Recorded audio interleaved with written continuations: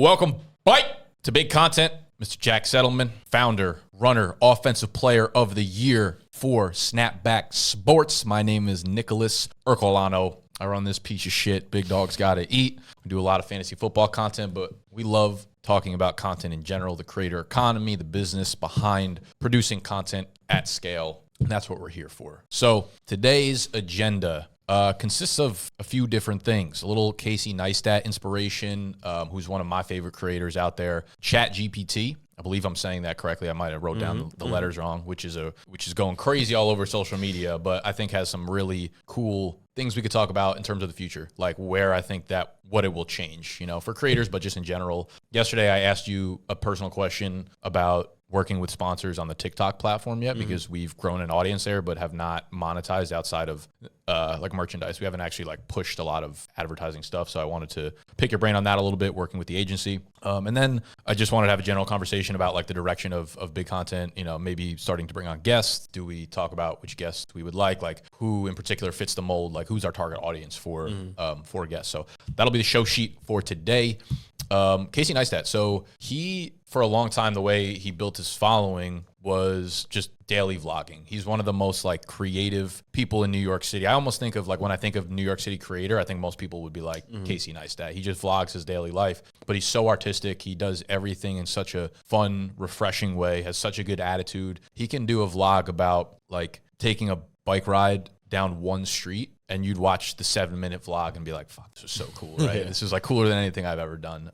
And he put out a vlog last week, maybe 2 weeks ago, 3 things I've learned from 800 days of vlogging. And to be honest with you, I couldn't really like collect what the 3 things were. He kind of just like talked for a little while, but he dropped a quote in there that I thought was like pretty powerful. He said, you spend your 20s figuring it out, you spend your 30s doing it, and then you spend your 40s enjoying it. And I feel like that's so...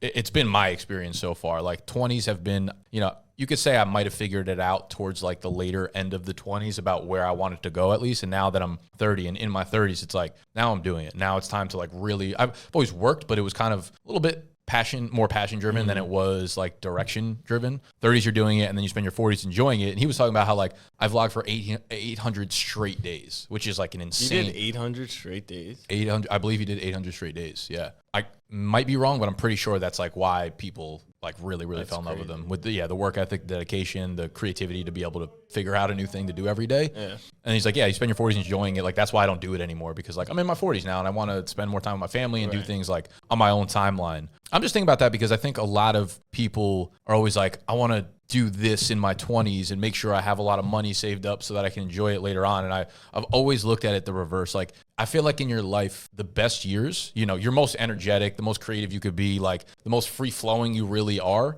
is in your 20s. Why not spend it towards something you're like passionate about? And then if it doesn't work out, like I would rather have a bad 40s, 50s, 60s than a bad 20s, 30s, early 40s. You know what I mean? So I don't know. That quote just like resonated with me. I just wanted to bring it up. Yeah, I think a couple things here. So first would be the timeline of success has been pushed up due to social media, right? Like these TikTok stars, 18, 19, 20, they're making $10 million a year. So that's like the new thing. But retirement used to be like in your 60s. So even this quote is a hyper timeline for being retired or doing what you want to do by the age of 40, 45. So I still think like there's so much time. And then second, the problem with creators these days is the timeline for them, the shelf life is super short. Like the quote of they're like running backs in the NFL. They're even shorter. Like the average creator lifeline will be much shorter than the average NFL player. And we know that's 2.5, 3 years because they're not optimizing for, a 20-year career. That's so insane. Like the average creator lifespan as a creator is going to be 2 to 3 years. It makes no sense. I feel like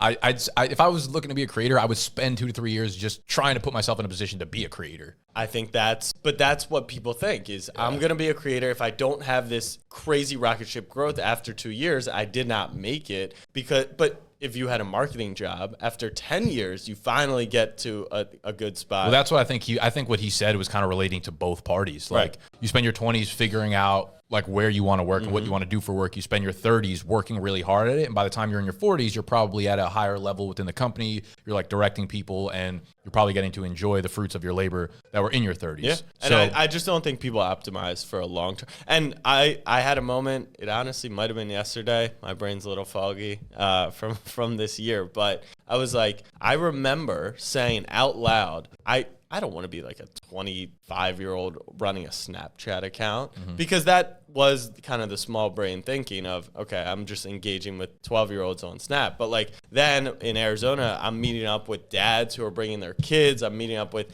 grown adults who are looking to do what I do. And it's like, no, I'm building a media company at 26. That's a very different point of mine. But I was optimizing for just like, I remember day one, how can I make $300 to do this full time? Because you didn't really think, but now the opportunities are there, so you can think more like that. yeah, and spending your 20s figuring it out, I feel like is something that most people don't really like live by. I think when you're in your 20s, they're obviously gonna have people that come up with like super hard circumstances that don't have the freedom, like that might have a single parent that you need to work like 2 or 3 jobs just to kind of make it. But I think a lot of the people that are in content creation, or a lot of the people that are passionate about something that really want to get after it, have a little more flexibility and freedom to just experiment and work your dick off, right? Like I think like people confuse patience and laziness. Like it's a very thin line where it's like, you know what, I'm gonna wait over a long period of time. I'm gonna wait for something to happen to me rather than I'm gonna work really hard over a long period of time and I'll build my own luck, So it's like figuring it out means working really hard. You might not have success doing anything, but you're going to learn so much along the way. And like your 20s should be the part of your life where you're working really hard, experimenting, like up late night. You get this like creative urge and you're like, oh, fuck, I got to figure this out. Now's the time to move. And I think more people would just do a lot better if they just thought of their 20s as not the most learnable, malleable part of their life. Yeah, I think the playbook is that. Obviously, it won't fit every single person, but I think generally, and what we've discussed, get a job out of college, right? Go do a job, and in your free time, start to create in whatever niche and test for 10 years. And by the time you're 30, I would almost guarantee if you stuck with it for 10 years, there's no way you're failing. Yeah, and you don't even need to stick with it if you're getting like a normal job. It's like something that we've talked about before. Is I think it's really easy to know what you don't want to do, right? After like 2 years, after fucking 6 months at a job, you can be like, I don't really want to do this. Yeah. But by the time you're 27, you might have 2, 3, 4, 6 jobs, fall in love with one, or fall in love with some aspect of that job that gives you a much clearer direction. By the time you're 30, you'll have so much more insight about like who you are as a person, where you want to be as a person, and then the 30s you can work your dick off to be the high level player within that field.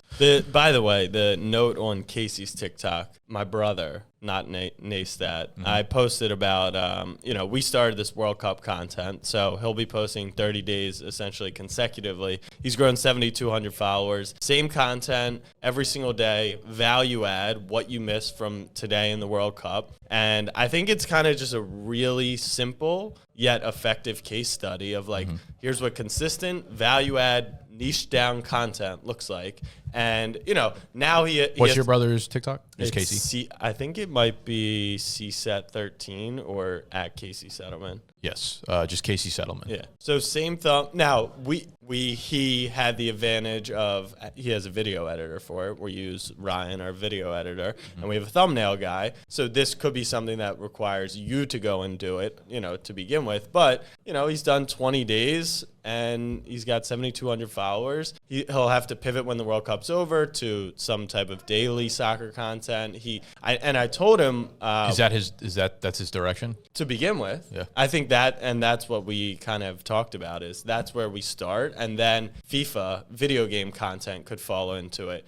Expanding outside of soccer obviously can. Once you build the platform, you can kind of shift, but I think this is a great way, specifically on a TikTok or a YouTube, when people know what they're coming for exactly. I think it's really useful. And I would say the one meaningful piece of advice I gave him, the first 10 days, he was kind of just recapping, right? The second 10 days, I said, use the back half to make predictions or to say which games are most interesting to watch. Get a little bit of your takes in there because people have to care about you, not just the recap. Hell yeah. I mean, this is fucking playbook right here. Started at the beginning of the World Cup. He's already got 7,200 followers. He's got videos, 20,000, 40,000, 1.2 million. That's the beauty, 135. This is the beauty of fucking TikTok, 138,000. Like And listen, dude, you might have an editor and someone who does thumbnails. Realistically, if you could use Canva, I could do this thumbnail in legitimately 2 minutes. What he's doing every single day for it, you get a template, get a format. The editing, put a little bit of work in to figure out how to do something like this. So Ryan's our full-time video editor, but he was off for Thanksgiving. And so we hired, one of my buddies who has done like podcast clipping or stuff like that. And it looked exactly the same for the most part. So like the level of editing isn't that crazy. It's a couple-hour edit. It takes 5 minutes to film.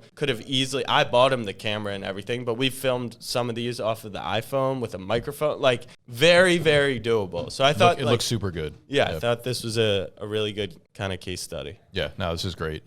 So I commented on Twitter. I was like, what if Casey Settleman had that dog in him? This is the funniest part. So I got sick Tuesday, and I was out Tuesday through Friday, made it to Arizona on Saturday for Snapback Mondays. Casey got sick. He lagged behind by a few days, and he felt so guilty. But while I was sick, I was like, you know what? You have the tools for it. Like, why don't you record one of our Snap shows? So he did it. So on Monday or Sunday night, we do like Here to Argue, which is my show that I've been doing for a year on Snap. And I texted him because he writes me the script. I was like, hey, are we doing this tonight or tomorrow? He was like, I'll do it tomorrow. And I thought he meant like, I'll write the script. So I hit him up Monday. He's like, oh, I already filmed it. And I was like, oh, this is a hostile takeover. Like you're taking, you give a man a camera and a little bit of TikTok success, but that's phenomenal. How good did that shit feel? It's amazing. Yeah. Like just let him run with it. And I don't got to work anymore. I'm retired at, 26 now. It's great. Love to see it.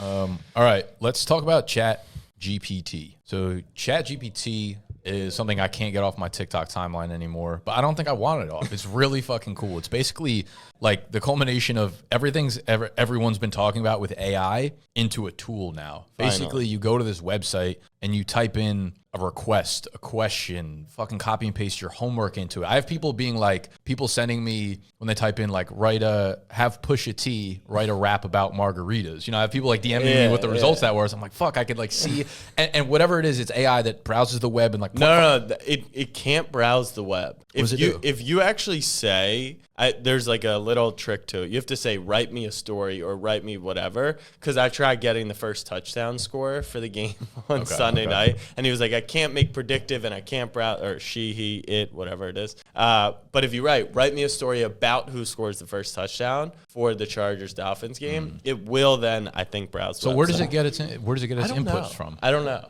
Okay, regardless, you got to go check this tool out. And I'm here thinking, like, maybe it doesn't pull from the internet. It has to. It has to. So, okay, my first thought went to like Google, right? If you're thinking about Google has not had competition in 15 years. Yeah. And maybe a month ago, before I knew ChatGPT existed, in my head, I'm like, Google will be around for 100 years because there's not a single piece of competition. If you can now type into ChatGPT, whatever you're going to type into Google, and it comes out with a way more simple, practical, real answer for you that you can trust, this could literally just take over Google in many senses. It'll just take over the world. Like in its peak form. It'll make a form of laziness that we've never seen before. In its peak form, it just makes everyone more efficient. Like I type in, book me a 3-star Italian restaurant in Arizona at 8 o'clock on Thursday when I'm going to be there for Does that do that? I'm sure. No, but how can it not? Oh, you're saying in the future? Yeah. How can it not? Of course. Out of like 6 more months of this thing being used. I was thinking that like with like creators, you're making your first website, and I'd always suggest that if you're an up and coming creator, like learn the hard tools yourself, so you know what you're looking for and you know what you're doing. It's just good to be multidimensional. But there will be a point where you can type in like, hey, create me a website that has a modern look to it. Here are the 5 menu headers on the top. Enter. You know what I mean? And it'll be like, it'll probably say like, hey, give me your credit card. I need to sign up on like GoDaddy. I need to get But this. it'll all be plugged in by then. Exactly. What I'm saying is like, you'll be able to do shit like that took hours and hours and hours and hours to do. And it's crazy. Think you hear about like the highest performing people, they all have assistants, right? But then they have like personal assistants for daily life stuff, and it just makes them more efficient. It saves them time. And we've like messed around with it, but you got to train them. You got to communicate. Like if I could literally type, do do this for me, and it's done. It's added to my calendar. It's paid for. Like, holy crap, we'll be so efficient. Yeah, I can't imagine what, like, this is how it always starts. It's always these very like basic level of technology, and people have a hard time expanding their mind into what things can become. But if you look at like the first iPhone app, which was stupid shit like, are you seeing that on TikTok? You're seeing people ChatGPT, not understanding like how seminal this is? No, Really? I'm just seeing like obviously people are using it to fuck around. it. Yeah. Wait, what I'm saying like when you first saw this, your first instinct was like, it's over. This has completely shifted the future. No, I didn't even know what the fuck it was. I just thought it was like some like nerdy code developer like promoting his tool or something like that. Okay. And then now that you know. Oh, now that I know, I'm like, I need to know where I start. Right. Like, what do I actually do? And I feel like I went to the ChatGPT website and I needed to get on like a waiting, or the server was down because they had like massive. Really? People I got it, and you just had to. It was probably a bad timing thing when I went on and people were just like overloading. I signed up, so they got my email and my phone number because they're smart. No, this is crazy. What did you just ask it? Write a story about the Big Content Podcast. Once upon a time in a bustling city filled with tech-savvy individuals, there was a popular podcast called The Big Content Show. The show featured interviews with some of the biggest names in the content creation industry, from social media influencers and bloggers to vloggers and podcasters. Each week, the host of the show, a charming and charismatic individual named Jake, would sit down with a different guest and discuss their experiences. I mean, and you can refine it too. You read it and then you're saying like make the host's name. The host name's Jack, right? Yeah. And then it will you can keep improving on it, which is insane. It's nuts.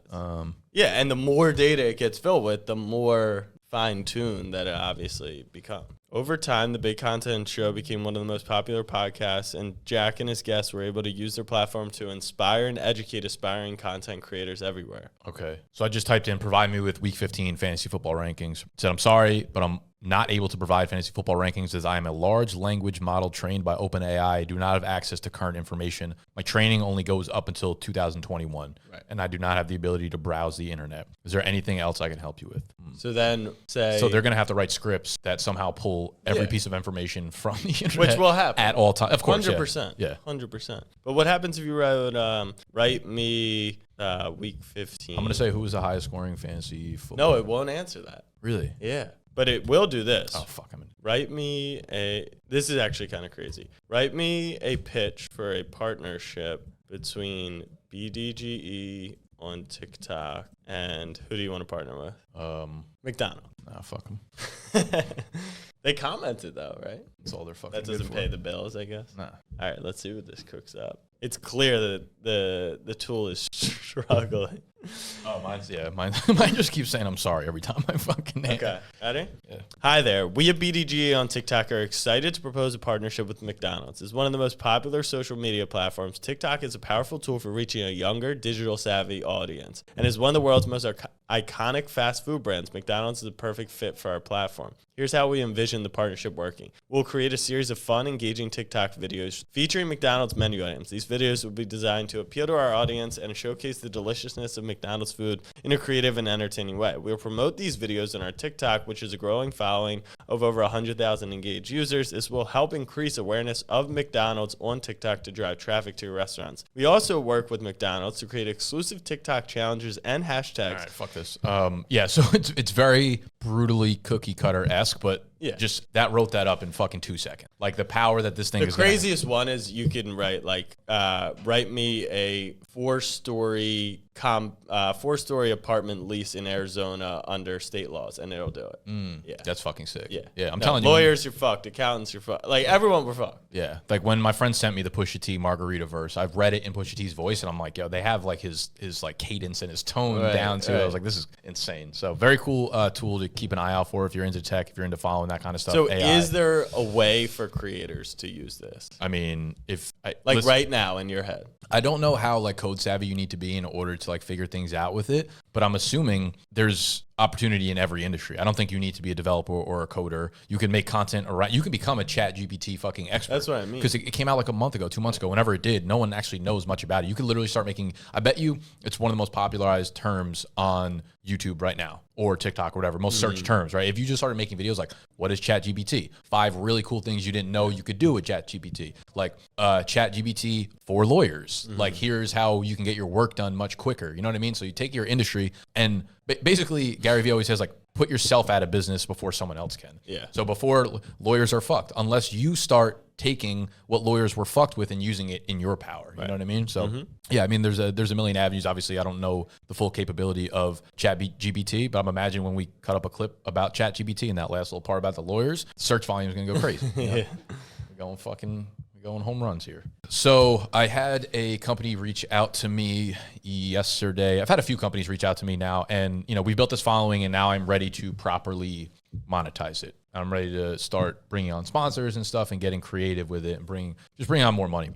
So we've had some of our YouTube sponsors reach out in terms of like extending for the next year. And I'm like, hey, we also have this audience on TikTok, love to integrate it as like a package or whatever. We've had a couple new ones reach out and they just straight up ask like, what's your rate for one video? And I'm like, haven't done it on TikTok before. It's a different platform. So like the sponsorship on TikTok is different because the time length is much shorter as opposed to I can be on YouTube for like 2 minutes ranting about one product or whatever. And it's still within the 30-minute video I'm making. So I had no idea about pricing. And you working at the agency have worked with creators that have gotten deals through purely TikTok sponsorships. So one, I mean, you've done it personally. So take me through, I guess, some of the rates, like why they're set where they are, because they were high. When you answered me, I was like, okay, that's a nice chunk of change that we could probably start pulling in based on our following. Two, what type of ads or sponsorships are these? Are these full videos that you make for the companies? Are they somehow a funny little like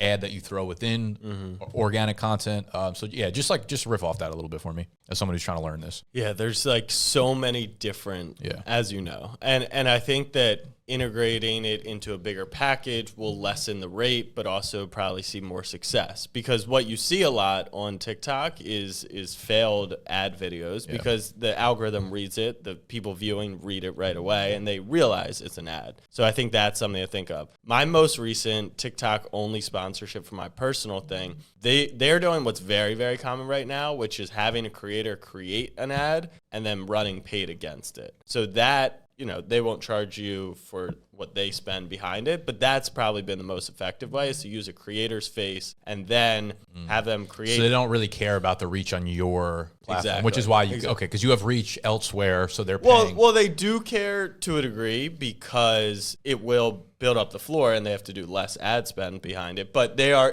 kind of just using your face, right, in that scenario. But then there's creators who we have that are just doing straight TikTok ads, and most of them some are just like very ad heavy. Some are vlogs for the ad company. And I think like you're more a media brand versus a person.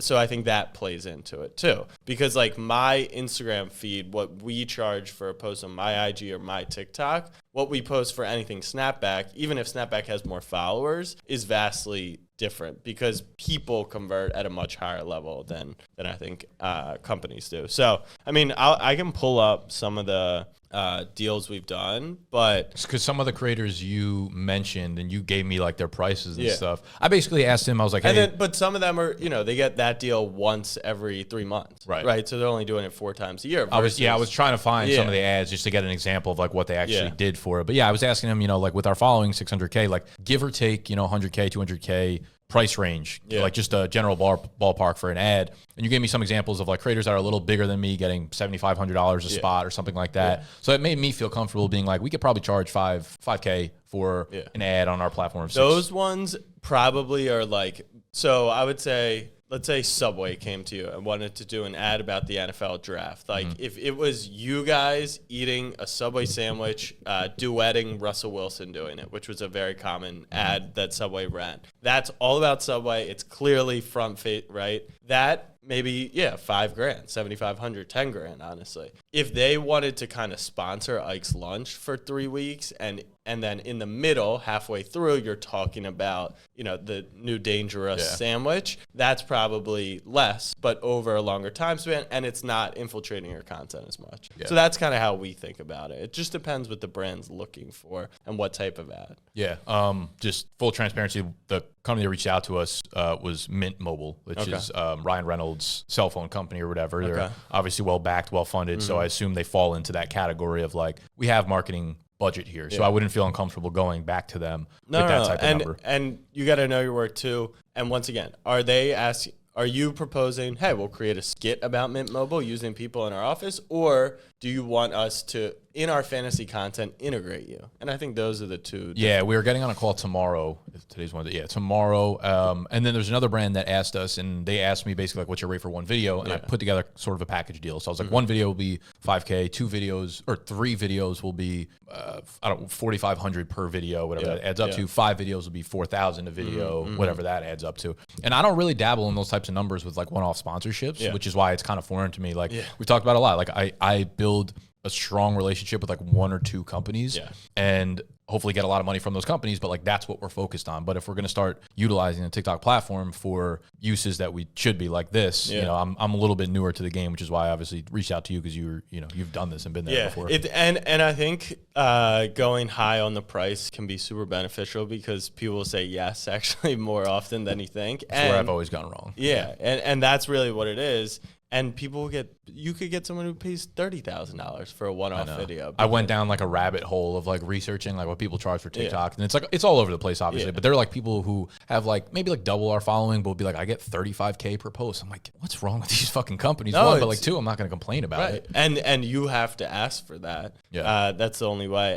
And I'd say 9 times out of 10, you get a response back that you're normally in the range to begin with. And if you think about it, if the video is successful and you hit 500,000 people, then that is worth a crazy amount of money. What have you noticed the differences between, I don't know how many of these types of deals you even negotiate anymore, but Instagram and TikTok? Because I look at them as like similar-ish platforms. TikTok is hitting a level of popularity now that like Instagram probably had at its peak or whatever. Instagram's definitely on the decline. But just in terms of like overall feel for deals, do you feel like TikTok became so popular so quickly that like the deals that you're seeing now are like bigger than you saw when Instagram was at its like peak? No, I think Instagram deals were the biggest. But we don't have anyone who's necessarily like, those Instagram deals were for people with 10 million followers. So that's kind of what I'm basing off of. But the one thing I've seen is Instagram stories have fallen off a cliff for creators. So like swipe ups and we do a lot in affiliate. But for like one-off posts, I mean, I'm looking at this. Instagram still, Instagram feed still dominates TikTok feed for sure. Interesting. But what we've seen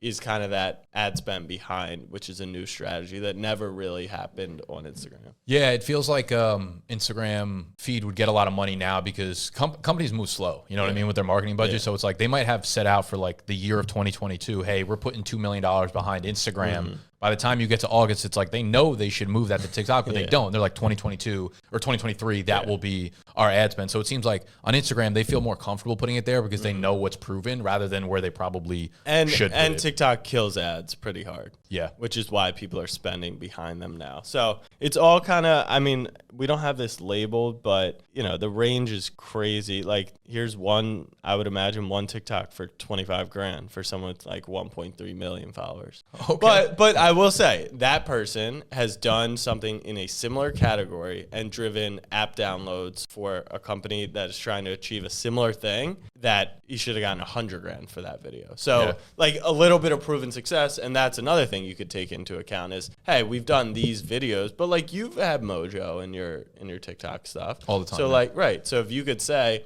hey, we've driven 1 million views over 20 videos and it's converted X amount of people to go at least check out the site, then I think you have a, solid there. Let's make fucking money. Oh, I kind of want to talk about the agency, actually. What are you guys struggling with? Is there anything I can help with, honestly? It's a great question. So I think Alex would be much better to he's running it day to day. We've got to catch up over the next 2 weeks.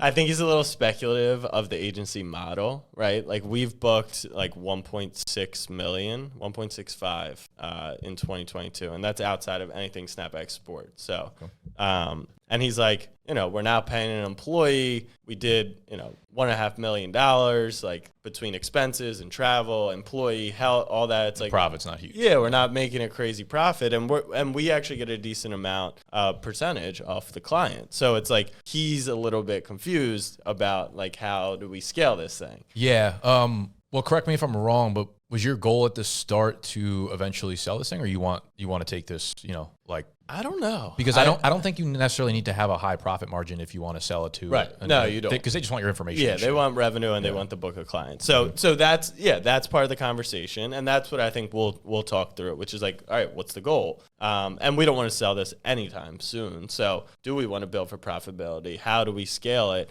I think personally, it's that book of business, and then it's building a creator's business. Like if we bring, one of our Kevin Walsh, right? He's got 1 million on TikTok. He creates NFL videos. He'll gross, 6 figures this year, and next year maybe it's 250, and the year after that he's up to 1 million, and he's got a show on TV, and he's a NFL analyst. Like, that's the path. But the real path is like, how does he create a business around football and the NFL using his following? And then now if we have 10, 15, 20% of that, if that business... That's a good niche to go down, rather than being like, we're an influencer agency. Like, we're an agency where influencers come to get businesses built for them. Exactly. Yeah, that's what I think the path is. Because even for both of us, like, as we scale, the ad deals and the revenue will continue to grow, but nothing grows more than the equity in a business and in a product, which is why Snapback Kitchen will be such a big focus in 2023. Like, we won't get Wendy's and Burger King to give us millions of dollars. But if Snapback Kitchen has 1,000 locations and is doing $100 million, like, it's worth millions of millions. So I think that's the path for the agency.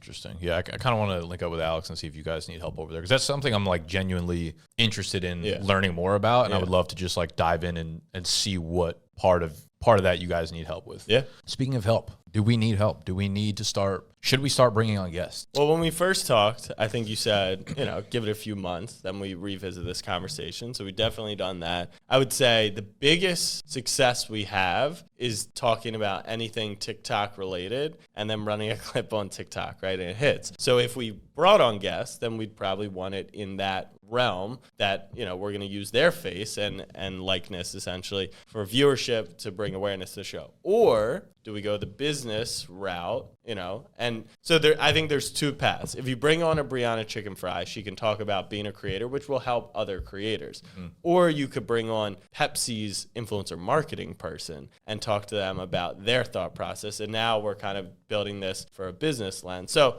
I think there's two paths. Obviously, you can totally do both, but that's kind of how and I've always talked about starting a podcast. You either create for a small group of people that you monetize through a network or relationship, or you build for scale. And I think that's like the two methods of scale. Yeah, I put it on here as like a question mark because I still feel like we're getting our footing on this, and I don't actually know where we're at yet in terms of like co-host, in terms of like the direction of this podcast yet. So I want realistically to see, once the NFL season's wrapped up and we're both done working so heavily like on NFL content, traveling, et cetera, I want to see what we do for like a month or two and see how we can grow this, and like coming in prepared will be, so much easier then, and like actually having a lot more energy to put towards this. Yep. And then I'd probably feel comfortable picking the direction in which we'd go with guests. My intuition would say the small creator part. Like, I would like to bring on just full-time creators, people that are like us, that I'm like, how did you get here? I think we still offer a lot of value. My only concern would be like it would become more interviewee, right? And I don't like that about a lot of shows. I like when it's a conversation, not an interview, because I still think we have as much value to add as like anyone that we would bring on. And I don't want to go through like the big business lens, because I feel like that's following more of like a tactic thing to grow rather than actually hitting your target market with that. So that's like kind of what I've been thinking through. I don't know like a ton of full-time content creators that live in New York City.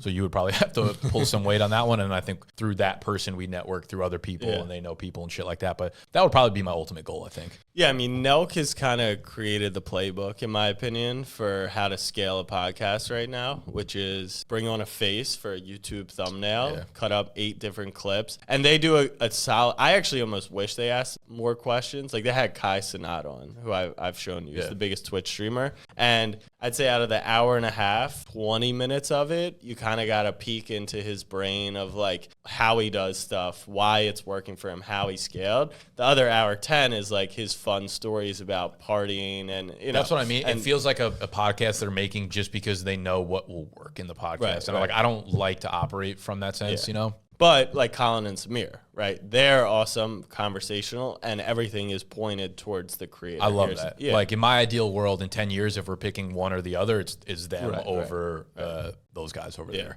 All right, so we will revisit for next week's episode. We talked about doing it for this upcoming week, but we missed last week's. I'm gone again. That's the problem. What time are you gone? Here. I leave Monday and I go straight to Florida and then back. So I'm not back till January 3rd. I want to do like a goals episode that we each set for our companies. Okay. Where we go over goals, maybe number, whatever it is, right, that we want to set expectations for and have that as its own episode. And it would be good to have that out before the new year, obviously. Yeah. All right. Let's look at that then. All right, cool.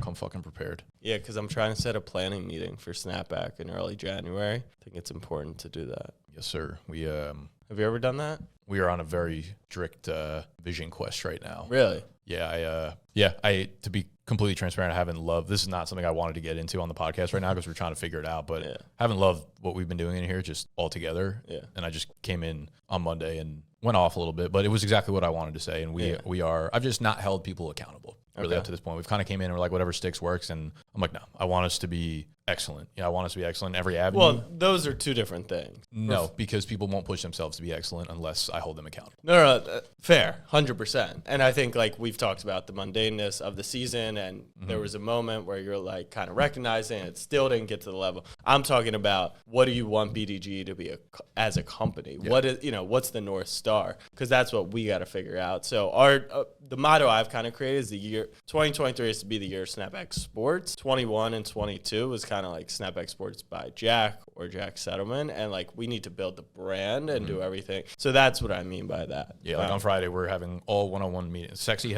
we got his 4-month visa extension. Nice. I told the guys everyone in here is on a 4-month extension right now as far as they're concerned. And on Friday we're doing one-on-one meetings. Everyone's coming in with a list of value adds that they're going to pursue over the next 4 months. Could be monthly, daily, weekly. I'm going to come with my own list for each person. And if we don't accomplish those lists, like I'm going to hold each person accountable for it at the end of the 4 months. If you can't do those things on the list, I'm going to find someone else that can. Like I'm very, very serious about this. Yeah. Like, is your plan that starts on January 1st or starts on December? Starts on Monday. 7th. Okay. We have the meetings on Friday. I'll have the list for them by Monday. I'll be thinking about it over the weekend. We're coming in and like I've been way more of a friend and way more lenient than I need to be as a leader, and it's honestly made me fucking sick to my stomach about how I've been operating in here. And I'm like, man, I've just felt like a rocket ship since the beginning, since I started this fucking thing, and then since we got in here, it feels like a lot of complacency, and that's because of me not holding people accountable. Right. I only want to be surrounded by fucking like thoroughbreds, dude. I only want to be around people that inspire me and like push me, and like if I don't find it in you, I'm gonna find it in somebody else. All right, we're cutting the fat.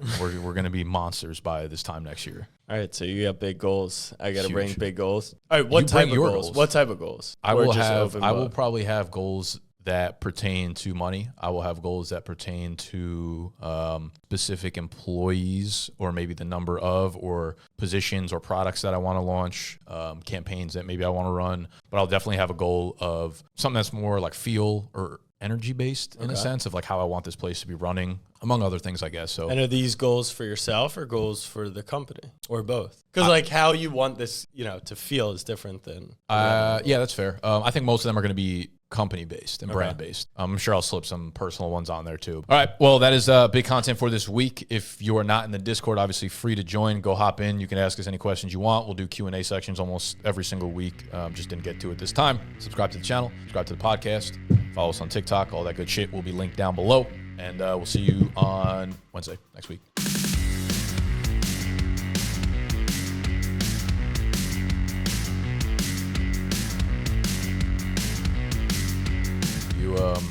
You feel better? I do. I feel like shit. Do you? My throat is barking right now. Are you sick? I don't know. You're probably sick. Everyone's sick. Yeah. Although Arizona really fucks with me, I found out. Like the desert, and then it opens up my allergies. So I'm actually kind of nervous for Super Bowl week. Yeah, they're going to need to find someone else to do the coin flip. To play quarterback. What do you mean? I actually did something really fun. I wrote my because we were there. I wrote my prediction for who's going to be in it and hit it in the stadium. And I had to find something because like the whole who's going to be in what? In the Super Bowl. It's back there in 2 months. And so I hit it. So I think it'll be a cool piece of content. Like putting it all together. So like I wrote a note. This is who on December 11th, who I think is gonna be the Super Bowl, and then I walked around the stadium looking for places to hide like a piece of paper because the whole thing's gonna be gutted with new Super Bowl stuff, new concession stands, all this stuff. So I hid it in a family bathroom in the. And then you're gonna go back on the Super Bowl day and try and find it. Yeah, and then you're gonna look like an idiot because the two teams you predict are not right. So that means you're going to the game for sure. Yeah. Are you already locked into that? Yeah. Nice. I mean, we don't have tickets, but we'll go. Yeah. I don't know what my plans are for Super Bowl yet. Are you going to be out there probably?